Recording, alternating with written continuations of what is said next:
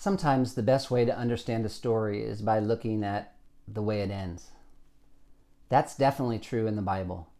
The Bible is made up of two parts, the Old Testament and the New Testament. If you're going to understand the New Testament, you certainly have to make sure you understand the Old. But if you're going to understand the Old Testament, you also have to understand the New. Take Revelation chapter 21 and 22 as an example. Those are the last two chapters of the Bible, and because of that, we should probably be pretty familiar with them. But I wonder if you've ever noticed the parallels between the way the Bible ends and the way the Bible begins. In Genesis chapter 1 and 2, what do we find God doing? We find God creating a heavens and an earth and giving man the responsibility to rule and coming to dwell with man. In the second chapter in the garden, you have man experiencing God's special presence and this tree of knowledge, of the knowledge of good and evil, and this tree of life. Now, if you fast forward to the end, what does John say at the beginning of Revelation chapter 21? Then I saw a new heavens and a new earth. For the first heaven and the first earth had passed away, and the sea was no more. And what does the loud voice from the throne announce in verse 3? Behold, the dwelling place of God is with man. He will dwell with them, and they will be his people, and God himself will be with them as their God. If you look at verse 4 of chapter 21 and verse 3 of chapter 22, what's missing from the new heavens and the new earth? He will wipe away every tear from their eyes, and death shall be no more. Neither shall there be mourning, nor crying, nor pain any more, for the former things have passed away. No longer will there be anything accursed, but the throne of God and of the Lamb will be in it, and his servants will worship him. If you go back to Revelation chapter 22, verses 1 and 2, what's in the middle of the city? The river of the water of life. And through the middle of the street of the city, on either side of the river, John says, the tree of life. The beginning and the end of the Bible come together to give us God's great plan. God's making a universe where man and woman have a perfect relationship, where men and women have a perfect relationship with God, and where men and women and the world have a perfect relationship, which, of course, isn't how it is right now. In spite of God's amazing kindness, man turned his back on God, and his act of rebellion had devastating consequences. Think back to Genesis chapter 3, verse 8 specifically. Genesis chapter 3, verse 8. Moses says, they heard the sound of the Lord God walking in the garden in the cool of the day. And the man and his wife did what? Run to God? No, they hid from God. Their relationship, because of sin, their relationship with God has been broken. Instead of rejoicing in God's presence, they are afraid of God. Their relationship with God is broken. Their relationship with one another is broken. Their relationship with the world is broken. And eventually they're cast out of the garden and sent into exile. I think one of the saddest lines in all the Bible has to be Genesis 3:24, where Moses says, he drove out the man, and at the east of the Garden of Eden, he placed the cherubim and a flaming sword that turned every way to guard the way to the tree of life. If the end of the Bible shows us where things are headed, and the beginning shows us where things started and how they went wrong, the rest of the Bible is explaining how God fixes it. It's kind of like the Old Testament opens with a question, because obviously God's plan for this world was amazing, but it doesn't take man very long to mess it all up. And so we're looking and we're asking, as we consider what man's done, is there any way to fix it? Is this kingdom plan gone forever? And you know, the next few chapters of Genesis make it clear, very clear, that if God left man to himself, the answer to that question would most definitely be yes, because everything gets worse and worse. What are some of the things that happen in Genesis 4 to 11? What do you know about these chapters? Well, after being cast out of the garden, it's murder in Genesis 4, then it's death and judgment in chapter 5, and it's every intention of man's heart only being evil continually in chapter 6. In fact, it's like we're seeing the opposite of the kingdom, the anti-kingdom being established. And yet at the same time, we have hope because God made a promise. In the middle of executing judgment, God preaches the first gospel.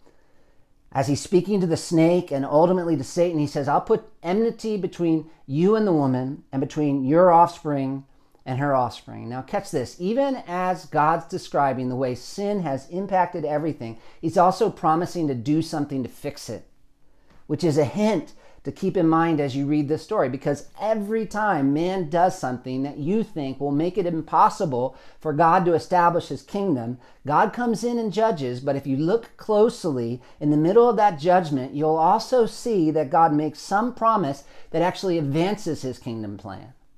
It's awesome. Like in Genesis 3:15, Moses tells us the Lord said to the serpent, and he's explaining the consequences of man's sin, and here he's talking to the actual serpent, to the snake, which may seem weird to us because the snake is an animal and doesn't talk. And so it's not a snake that decided to tempt Adam and Eve. The snake was being manipulated and used by a supernatural being called Satan, but still he's going to experience some consequences, sort of like in a war, I guess.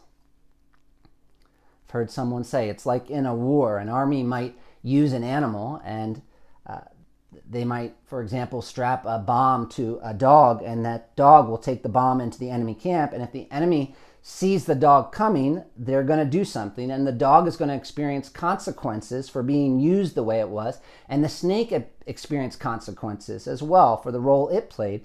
God says, because you've done this, cursed are you above all livestock and above all the beasts of the field. On your belly you shall go, and dust you shall eat all the days of your life. Because man listened to the snake, he returns to the dust. It's like God saying, don't think the snake won. Don't think Satan won. I'm still in charge, and I'll show you how in charge. I'll make that snake eat dust. And then God moves from speaking to the snake to speaking to the supernatural being using the snake. In verse 15, he says, I'll put enmity between you and the woman, and between your offspring and her offspring. He shall bruise your head, and you shall bruise his heel. And this is huge because Satan's goal was somehow to overthrow God's plan by deceiving the woman. And so God is going to use the woman, and specifically the offspring of the woman, to defeat Satan. It's like God telling Satan, you will not win. And as we read the rest of Genesis and Exodus and the Bible, we'll see there are going to be people who align themselves with Satan, followers of Satan, offspring of Satan, who war against God and God's plan. That's kind of a big part of the story of the rest of Genesis and the Old Testament. You can think about it. Who are some of the people who act as seed of the Satan? Cain, Pharaoh, eventually in the New Testament, Herod. Satan's had many followers throughout history. But in the end, God says there will be one descendant of the woman who will go to war against Satan and win. I will put enmity between your offspring and her offspring. And that's plural. Offspring, offspring. But now listen. He, that's singular. We move from plural to singular. God says, he shall bruise your head, and you shall bruise his heel. And so what God's promising is to preserve one line from Eve. And from that line will come an ultimate champion who will go to war with the leader of the opposing line and take him out forever. Since man's problems began by him listening to this evil supernatural being, God promises through man, he will one day defeat Satan. There's a battle that's going to be going on between godly people and Satan and his followers. It's not just going to be Satan and his followers. That's a promise. They're going to be a group of people whom God raises up, who are going to be godly and who will be engaged in a battle against Satan. And that battle is going to rage on and on until eventually God says one of Eve's descendants will rise and defeat Satan through suffering and conflict. He shall bruise your head, and you shall bruise his heel. And from that time on, from the time God made that promise on, what do you think godly people were doing? They were looking for that descendant of Eve to come. They're trying to figure out how God was going to use one of Eve's descendants to overcome Satan. And they were trying to figure out who exactly that descendant would be. I think we see that in what Eve says at the end of Genesis 4. What does she say in Genesis 4? Verse 25. God has appointed for me another offspring instead of Abel, seed. She might have thought Abel was supposed to be the seed, and then Cain kills him. Oh no. Then Seth. Oh, God's appointed for me another seed? Is this the one? I think we see people hoping in God's promise in Genesis 5. When Lamech fathered a son named Noah, he explains why he gave him that name in verse 29. He called his name Noah, which sounds like rest, saying, out of the ground that the Lord has cursed, this one shall bring us relief from our work and from the painful toil of our hands. What does that sound like? It sounds like the curse on the ground and the curse that man experienced. And what does Lamech hope Noah will do? Will bring us rest. He'll bring the world back to rest. Genesis 2 kind of stuff. You see, godly people have always been hoping for the descendant of Eve to come who would defeat Satan, and they've been wanting to know how he was going to come and what he was going to do. And part of the purpose of the rest of the Old Testament is to help you understand exactly who to look for and how God's going to keep the promise he made in Genesis chapter 3 through him. And probably the primary way he reveals that is through something called covenants. And now we're getting to it. What is the theme of the Old Testament?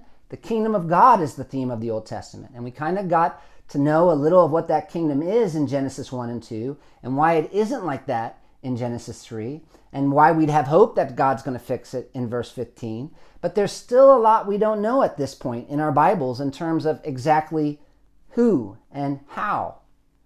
We know it's going to be a descendant of Eve, but that's pretty broad. And we know it's going to involve him crushing the head of the snake as the snake bites the heel. So we know there's going to be some sort of final victory through suffering and conflict, which is actually a lot to know, considering this is just the first 3 pages of the Bible we're talking about. But at the same time, it's pretty general, which is why the rest of the Old Testament slowly but surely reveals a little more about how God's going to accomplish this victory. And one way it reveals that is through these things we call covenants. I once heard someone say, the story of the Bible is a story of kingdom through covenants. The very first time we find the word covenant being used to describe something God's doing with man is in Genesis chapter 6. God's speaking to Noah. We call this the Noahic covenant. And to understand the Noahic covenant, you have to understand that even though we're only a few pages into our Bibles at this point, it's been many years since God created the world, and at this point in time, man is basically out of control. You remember Adam says, I want to define what's good, not you, God. And what that results in is Cain murdering his brother, that's first. And then there's polygamy by the end of Genesis chapter 4, and people boasting in violence. And as we keep reading, it's just this spiral down in all of our relationships until it gets so bad, if you look at Genesis chapter 6, that you find what is one of the strangest stories in the Bible. And it's a hard one to understand, honestly. But I think it gives a little context for God's covenant with Noah. When man began to multiply on the face of the land and daughters were born to them, the sons of God saw that the daughters of man were attractive, and they took as their wives any they chose. Now, there are a number of different ideas about what's going on here, and I'm not going to get into all of them now, and it's okay if you think differently than I do, but I think basically humanity was somehow partnering with demons, sons of God meaning angels, in this case anti-God angels, demons, and they were finding a way to marry women, these angels, perhaps because they were thinking they could use the women to have children who would enable them to rebel against God's plan. And I'm reading into the text a little, so this is not authoritative in any way, but since the beginning, Satan's been making plans against God's kingdom, and it seems like his plan here might be, since God said, be fruitful and multiply, let's mess with that. And yet God's not going to let man and angels' rebellion win, and so he appoints a time of judgment. If you go back to Genesis 5, in the middle of all this wickedness, there's one man who was really godly. His name is Enoch. It says he walked with God, and as he's looking at all the sin around him, it must have grieved him, and he had a son, and he named him Methuselah, and you know what that name means? His death shall bring judgment. And I think that was a kind of prophecy. Judgment's coming when this boy dies, and God shows mercy by letting Methuselah live for a really long time, and yet he died eventually, and when he died, judgment came, and yet again, in that middle of that judgment, God shows mercy and rescues one family, And as he rescues that family, he makes a promise, a covenant, not just with that family, but with the world. And that covenant becomes the basis on which God's great salvation plan is going to play out. And we'll talk about that covenant more in our next session.